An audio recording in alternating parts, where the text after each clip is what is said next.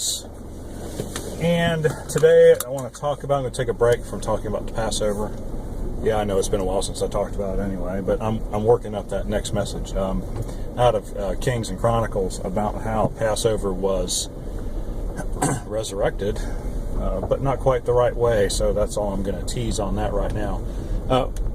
What I want to do right now is just a simple exercise in logic, and this does involve climate change, man-made global warming, or man-caused global warming. I was thinking about this mathematically. So we have two variables. We have variable A, variable B. If A is less than B,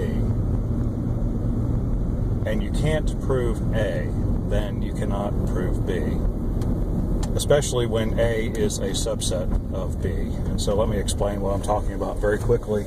A is the ability of meteorologists to predict short-term,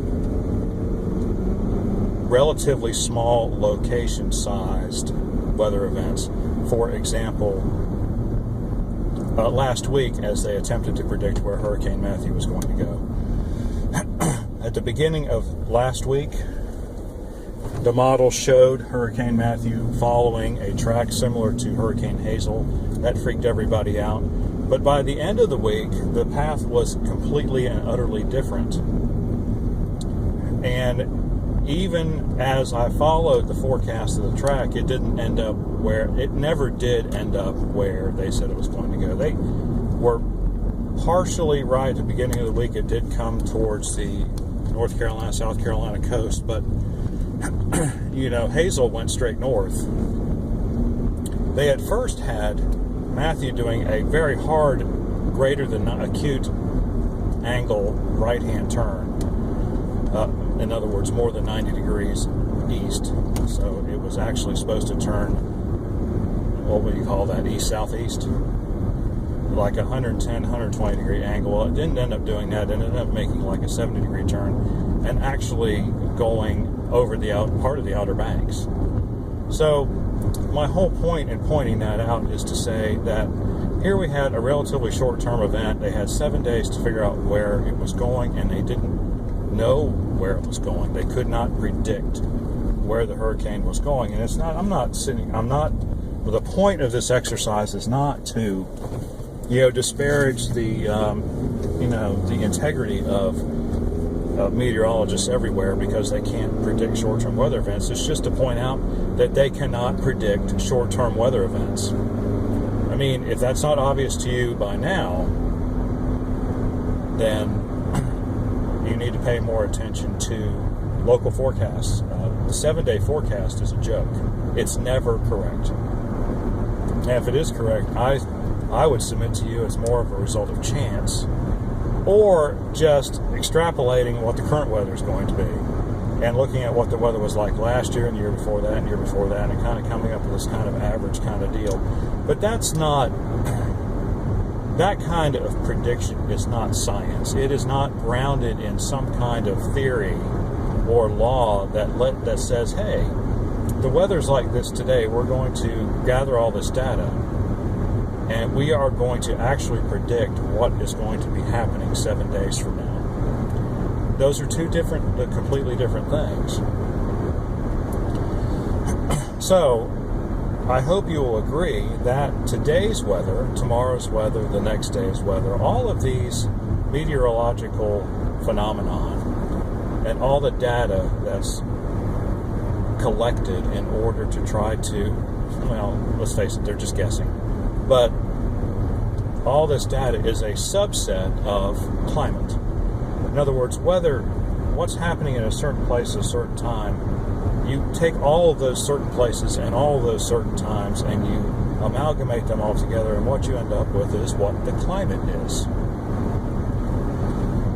And so if a meteorologist cannot tell me what's going to happen in 7 days, or even really 6, 5, 4, 3 days, 2 days, oftentimes is wrong within 24 hours to a large degree, then how can it be said then that we can predict, not guess, predict what's going to be the climate 100 years from now?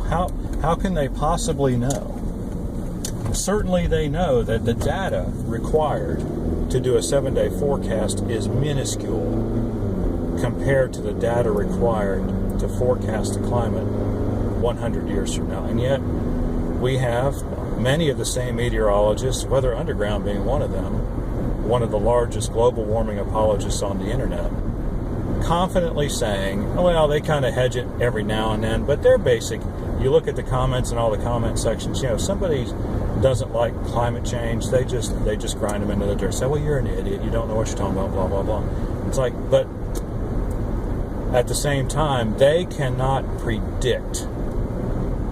And that theory is predictive, boys and girls. It just is. It's just like the theory of, the law of gravity. Of course, that law is greater than a theory, right? The law of gravity enabled 3 men to get to the moon in 1969 using little more than a TRS-80 computer, for crying out loud. That's how predictive it is. So we don't have that kind of predictability, even in a 7-day forecast, or even in forecasting a hurricane, or in forecasting anything weather-related. Nobody's going to get out there and say, yeah, we know for sure what's going to happen at a certain place, certain time. Nobody is. And yet, they're all so confident that they can tell us what the climate's going to be 100 years from now, that all these bad things are going to happen. And the fact of the matter is, they're ignorant, and they don't want to admit it. And I don't know what their motivation is, but this is why I don't believe in man-made climate change. I acknowledge that it does appear to be that the weather around the world right now seems to be, on an aggregate basis, warming up ever so slightly. A tenth of a degree Celsius above the 100-year average, to me, is not like a spike, even though they want to treat it that way. But it is warming. So I am not saying that the data is wrong. What I'm saying is their conclusions regarding the data is total crap. And so I just wanted to say that, because that's why I don't believe it. I think any thinking individual can look at it from a logical standpoint, which is what we're doing.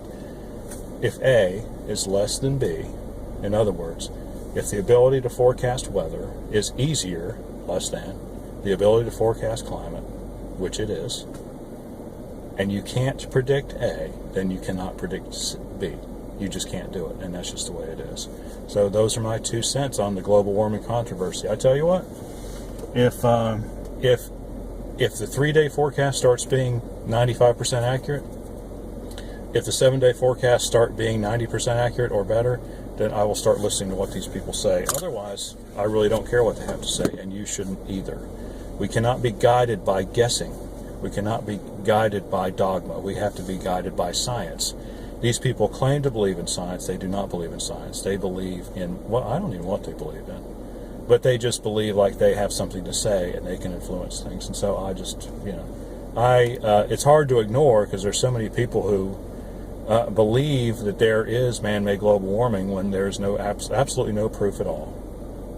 You just have some correlations, and they're weak, and they don't mean anything because they're not predictive. And that is the big thing about a theory. It is predictive. It is 100% predictive. That's what makes it a theory.